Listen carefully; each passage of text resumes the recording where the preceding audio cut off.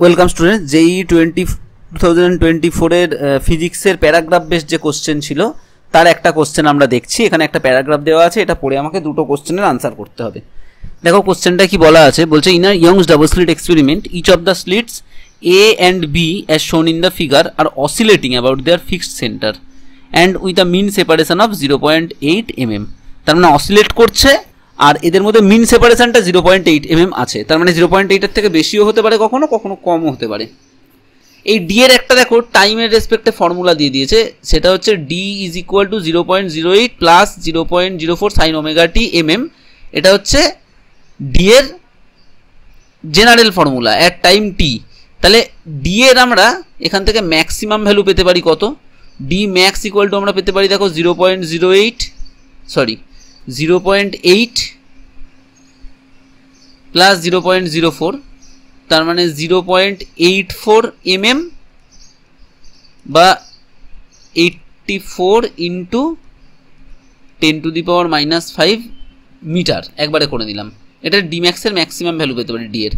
আর D মিনটা পেতে পারি তাহলে কত দেখো 0.8 মাইনাস 0.04। কেন?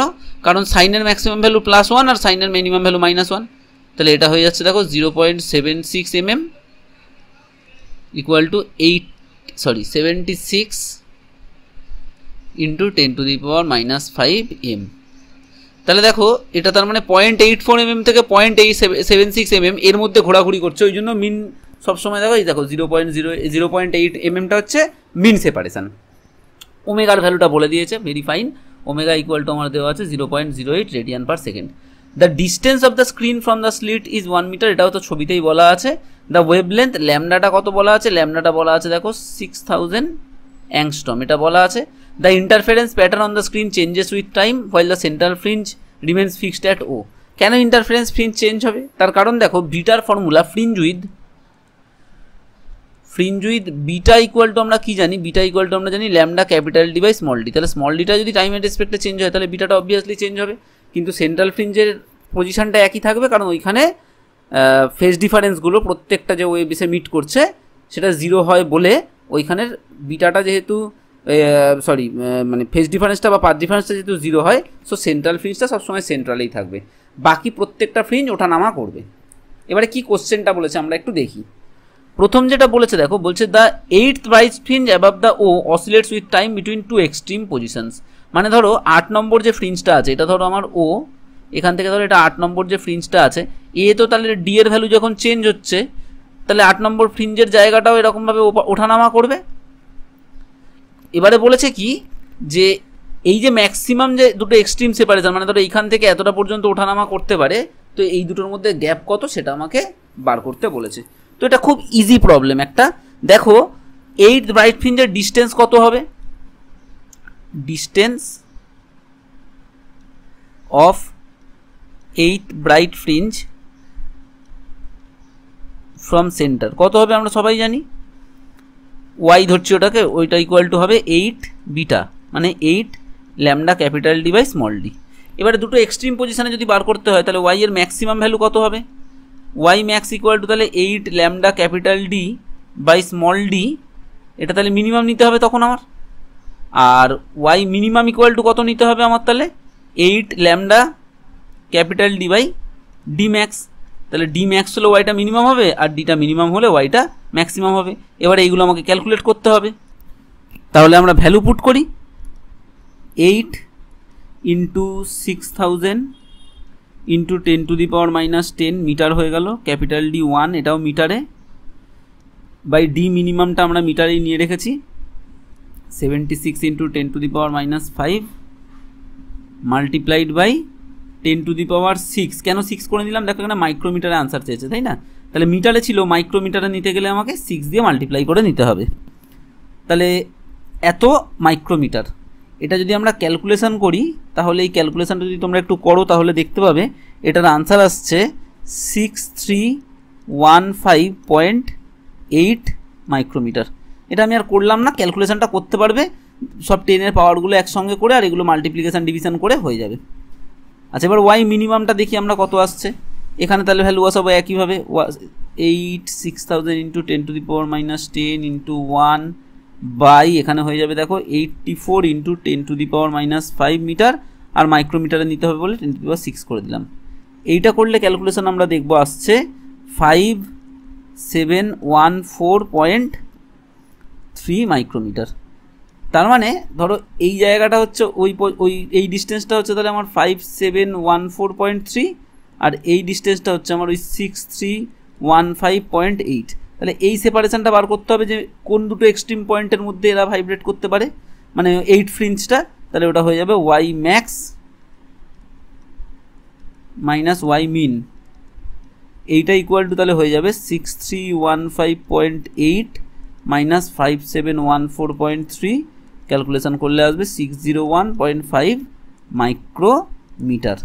আশা করছি বুঝতে পেরেছো এই পার্টটা। এবার আমরা সেকেন্ড পার্টটা দেখব। তাহলে ফার্স্ট পার্টটার আনসার এলো দেখো আমার কত এলো 601.5 মাইক্রোমিটার।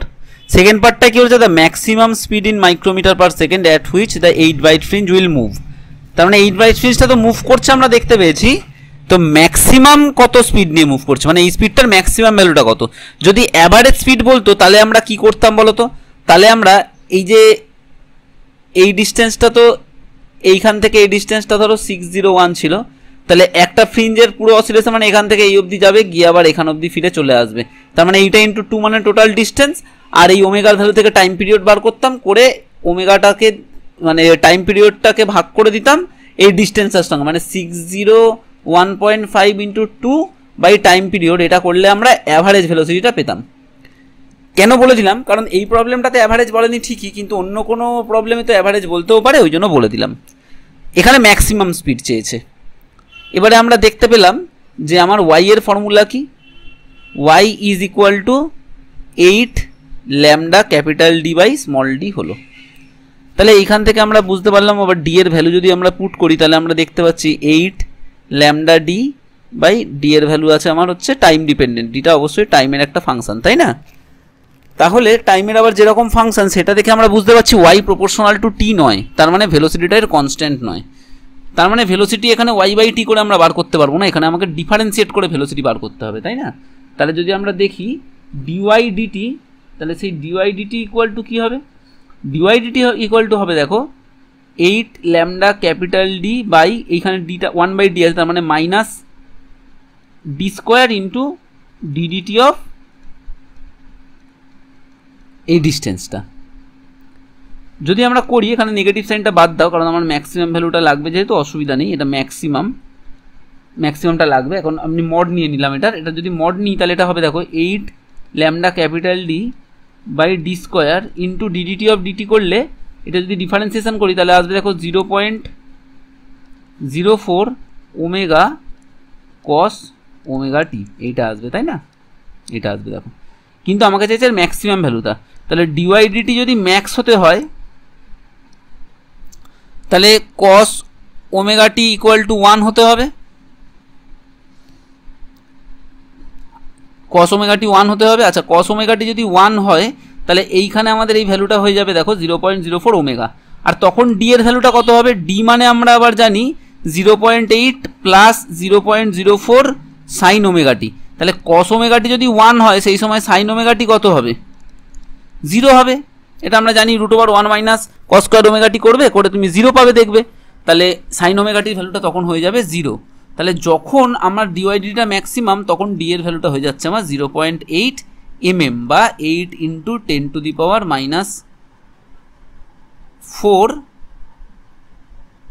মিটার। 8 ইন্টু 10⁻⁻3, 8 ইন্টু তার মানে 10⁻⁴ মিটার হবে, 0.8 ইন্টু 10⁻³ মিটার এটা হবে। তাহলে এবার এখানে এই ভ্যালুগুলো পুট করব। তাহলে ডিওয়াইডিটি ম্যাক্স এটা করলে আমার আসছে 8 ইন্টু 6000 ইন্টু 10⁻10 ইন্টু 1 ইন্টু 0.04 ওমেগার জায়গায় 0.08। দেখো ওমেগার ভ্যালুটা আমাদের কিন্তু দেওয়া আছে 0.08, কোথায় গেল ওমেগা, এই যে ওমেগা 0.08 দেওয়া আছে, ডিভাইডেড বাই ডি স্কোয়ার মানে হচ্ছে 64 ইন্টু 10⁻⁻8। এইটা করলে মিটার পার সেকেন্ডে আসবে, ইন্টু 10⁻6 করে দিলে আমার তাহলে মাইক্রোমিটার পার সেকেন্ডে চলে আসবে। তাহলে এখানে একটুখানি ক্যালকুলেশন দেখো, একদম easy calculation, 8 into 6 into 10⁻³ into 10⁻10 into 4 into 10 to the power minus 2 into 8 into 10 to the power minus 2 into 10 to the power 6 by 64 into 10 to the power minus 8। এই ক্যালকুলেশন আছে, দেখো জাস্ট হিসাবটা করে নেওয়া যাক। দেখো এখান থেকে 8 8 আর 64, এখানে একটা 8 ক্যান্সেল করলো, তাহলে এখানে একটা 6 রইলো, এখানে একটা 4 রইলো, তাহলে 24 রইলো ইন্টু কী রয়েছে দেখো 10 to the power 3, 10 to the power minus 10, একবারে করে দিই -2 প্লাস 6, আর এটা উপরে উঠলে প্লাস 8, তাহলে প্লাসে আছে 8 আর 6 14 আর 3 17, আর এখানে আছে 10 প্লাস, আচ্ছা দেখি একবার হিসাবটা কোথাও মনে হচ্ছে ভুল করছি, একটু দেখে নিই দাঁড়াও। হ্যাঁ এখানে একটা ইউনিটে গন্ডগোল হয়েছে, দেখো এই যে এখানে যে 0.04 বসিয়েছিলাম এটাও তো মিলিমিটারে ছিল, তাহলে এইটার জন্য আমরা একটা 10 টু দি পাওয়ার মাইনাস 3 এখানে আসা উচিত ছিল। হ্যাঁ এবার ঠিক হবে, 10 টু দি পাওয়ার মাইনাস 3 যদি আসে এখানে একটা তার মানে এক্সট্রা করে into 10 to the power minus 3 থাকবে, আর এখানেও তাহলে একটা 10 to the power minus 3 extra করে থাকবে। তাহলে এটা করলে ক্যালকুলেশন দেখো এই 3 ক্যান্সেল করে গেল, আর এখানে দেখো 8 আর 6 14, আর এখানে হচ্ছে -14, তাহলে আলটিমেট 24 মাইক্রোমিটার পার সেকেন্ড, এটা হচ্ছে আমার আনসার।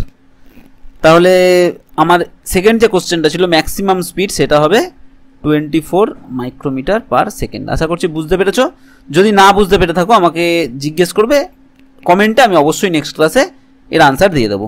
তো নেক্সট ক্লাসে আমি আরেকটা এরকমই প্যারাগ্রাফওয়ালা কোশ্চেন আছে, সেই কোশ্চেনটা নিয়ে তোমাদের কাছে আসবো।